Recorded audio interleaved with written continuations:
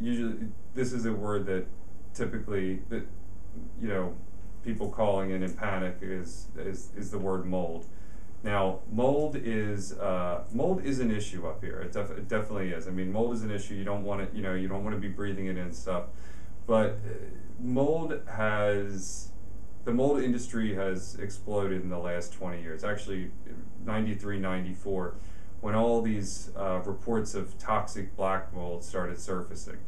And so companies took advantage of that and they used people's fear against them. But the truth is that most molds actually, even if they're green molds like, penicillin or Aspergillus penicillium, they look black, but they're not the black mold.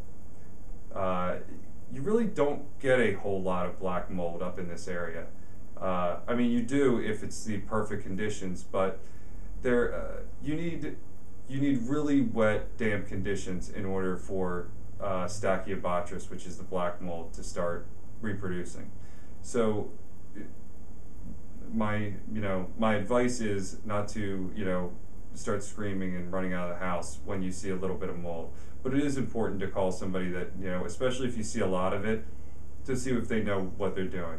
And actually, a good test you can do if you do see some mold, let's say it's on like a painted piece of drywall, is take a cleaner and wipe it off. If the mold can be wiped off with just with a paper towel, that means it's surface mold. That means everyone has visions of, they open up the wall and there's a colony of mold living behind there. But that's rarely the case. What happens is that you have internal humidity in the basement, and so you see that mold on the front. If you can wipe it off, that means it's not impacted. That means it hasn't traveled its way all the way through the drywall. So actually the inside of that drywall could be perfectly clean. But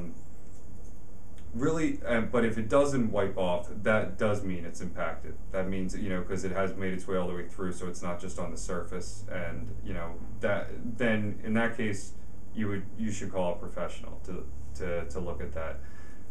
But then also, most of the molds we see are allergens as opposed to toxic. I mean, anything with enough concentration can be really hazardous. But for the most part, they will exacerbate any existing conditions, and they're mostly the people that are sensitive to that are immunocompromised people, really older people and really young